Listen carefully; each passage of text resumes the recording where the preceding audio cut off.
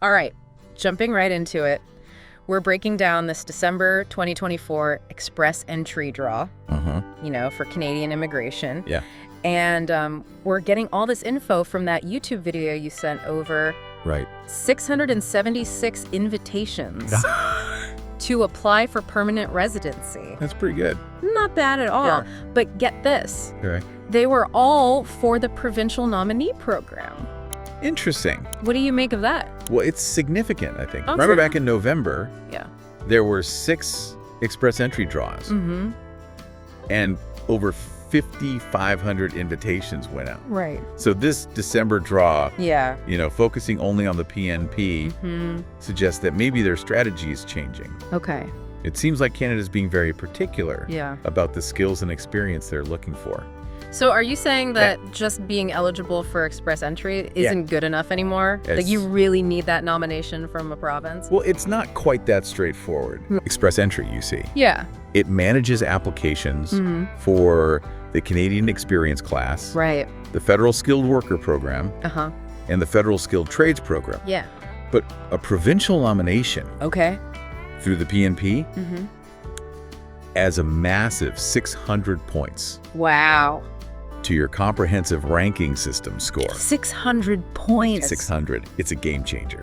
So that basically shoots you to the front of the line? Pretty much. Okay, I'm starting to see what you mean. Yeah. But for those who maybe aren't, experts in all the details of express entry, Yeah. could you explain why the CRS score is so important? Of course. Think of it as a points system. Okay. You earn points based on things like your age, Uh-huh. your level of education, work experience, Yeah. and how well you speak English and or French. Right. And the higher your score, Okay. the better your chances of getting an invitation to apply for permanent residency. Okay, so this December draw needed a minimum CRS score of 705 Right. for PNP candidates. What does that tell us Well, about the kind of people Canada's looking for? A 705 CRS score, Yeah. that's not easy to get. Right. It means that the people who were successful likely have a really strong mix Okay. of skills education and work experience, Uh-huh. plus that provincial nomination, of course. Right. This draw really shows how committed Canada is Yeah. to attracting people who can integrate smoothly Mm-hmm. into specific provinces Okay. and contribute to their economies. This is interesting because the source material also mentioned this new in Canada focus category. Right. Is there a connection there? Absolutely. It seems like Canada is really emphasizing people who are already in the country. Like working or studying? Yeah, working or studying, or who have a provincial nomination. Interesting. This new category is going to get a large portion of the permanent residency spots in the coming years. Okay, so let me make sure I understand. They're not just looking for any skilled worker anymore. They're giving priority to those who've already shown their commitment to Canada and who are more likely to settle permanently in a specific province. Precisely. Oh, yeah. And keep in mind, Okay. we're just scratching the surface here. There's a lot more to unpack Okay. about this draw and what it means for potential immigrants like you.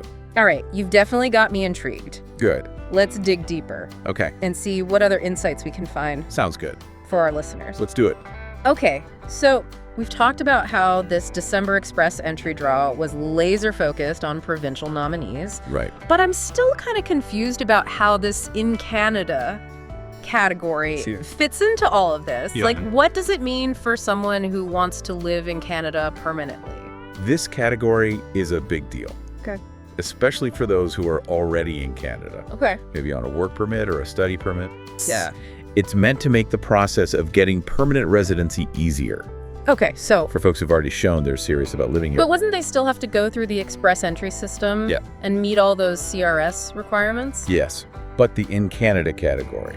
Okay. It's like a stream within express entry. And it gets its own separate allocation of permanent residency spots. So that means? It means that people in this category have a higher chance Okay. of being invited to apply, Yeah. even if their CRS score isn't as high. Compared to those applying from outside Canada? Exactly. That makes sense. Yeah. Canada gets to keep talented people who are already here, Right. and those people get a faster way to stay here for good. It works out well for everyone. Totally a win-win. But we can't forget about another important thing Okay. that the source material mentioned.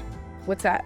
French language skills. Ah. It seems like Canada is really trying to get more French-speaking immigrants. Outside of Quebec. Exactly. So does that mean knowing French can give you a real advantage when it comes to immigrating? It definitely can. Okay. The source material said that people who are fluent in French Yeah. are likely to see a lot more invitations to apply Wow. in 2025 and after. So that's because... Well, this is part of Canada's plan Okay. to increase linguistic diversity Yeah. and make its French-speaking community stronger. All across the country. Exactly. So if you're bilingual, Yeah. it's basically like having a golden ticket. Well, not a guaranteed ticket, Okay. but it's a big plus for sure. Yeah. Remember, the CRS, Yeah. it gives you points Yeah. for how well you speak both English and French. Mm-hmm. And if you have a high score in both, Okay. it can boost your overall score. Yeah.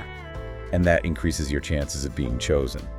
I think this is really helpful info for our listeners. I hope so. Knowing that Canada is focusing on these things, Yeah. provincial nominees, people with experience in Canada, and those who speak French, it can help them plan their immigration strategy better. Absolutely. But it's important to remember Right. that things are always changing. Yeah. The immigration landscape is always shifting. What might be true today Yeah. might not be true tomorrow. Exactly. So you got to stay informed and adapt. I agree. But let's go back to this December draw for a sec. Okay. You said earlier that those PNT candidates needed a score of 705. Yeah. So what does that tell us Well, about how competitive the express entry pool is right now? that 705 score shows just how competitive it is. Okay. Especially for people who are hoping for a provincial nomination. Yeah. It means that the people who are getting selected, Mm-hmm. they have really impressive credentials. Like, A really strong mix of education, work experience, and language skills. and probably. And in many cases, they even have a job offer lined up.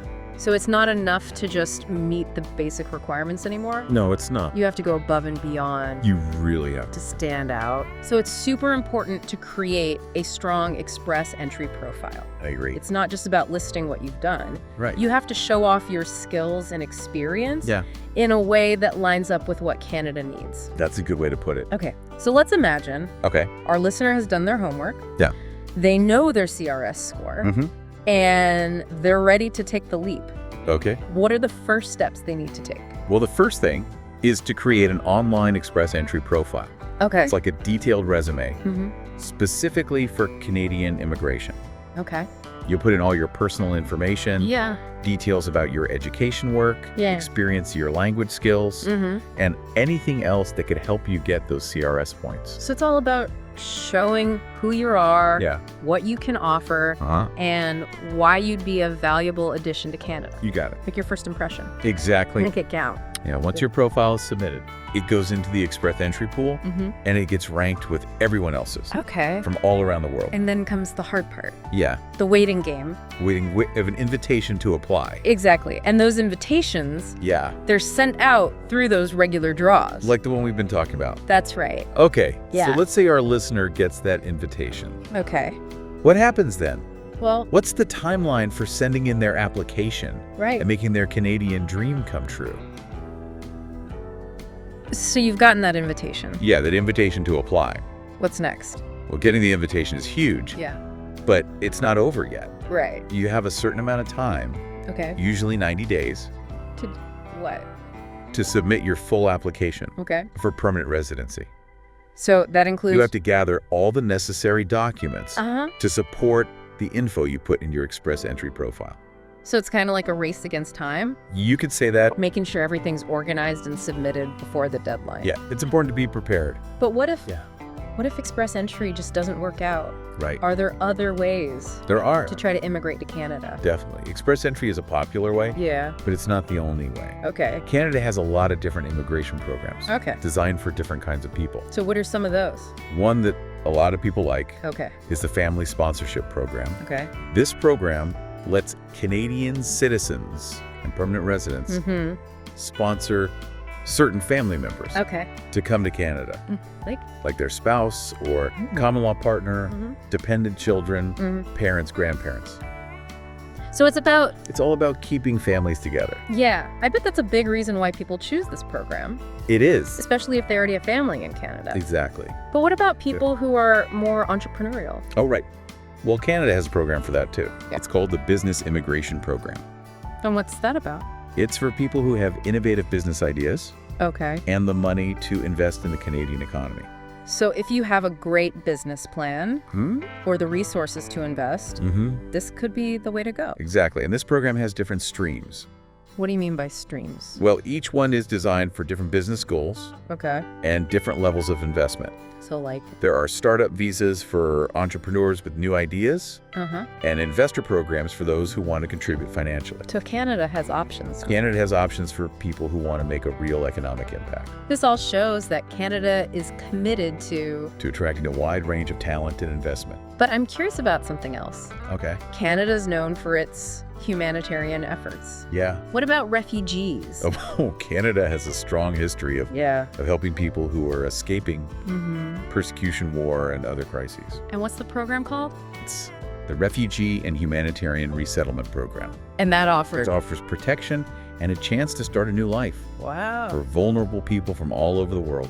So besides the programs for economic immigration and family reunification, Yeah, Canada also helps people who really need a safe place. that's right. And how does this program work? Well, there are government-assisted options Okay. and also private sponsorship options. What does that mean? It means that the government works with kind Canadians. Wow, that's really inspiring. It is. See a country so dedicated to providing different pathways Yeah, for people from all backgrounds. to contribute to its society. It shows that Canada believes in the power of immigration Yeah. to make its society richer, its economy stronger, and to uphold its humanitarian values. So for our listeners, Yeah. what's the most important thing to remember from all of this? Well, the main takeaway Yeah. is that Canadian immigration is complex. Okay. There are many different ways to come here. And even though express entry is well known, Right. it's not the only option. So there's There are other programs like family sponsorship, business immigration, Yeah. and the Refugee and Humanitarian Resettlement Program. and those might be They might be a better fit for some people. so it's about It's about finding the right path for you. based on your own situation. Exactly, based on your circumstances, your goals, your dream. Research is key. Absolutely take the time to learn about each program. Yeah. Figure out if you're eligible. Right. Understand the application process and think about the opportunities that await you in Canada. Well, there you have it. We've covered a lot of ground. We explored the December 2024 Express Entry Draw, Yeah. talked about the latest trends in Canadian immigration, and even looked at some alternative pathways. I hope this was helpful for our listeners. I think so. Immigrating to a new country is a big decision, Yeah. so it's important to be prepared. Be informed, be proactive. And don't be afraid to ask for help.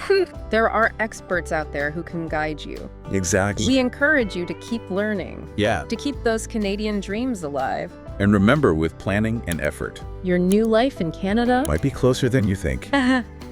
Thanks for joining us on this deep dive. Until next time.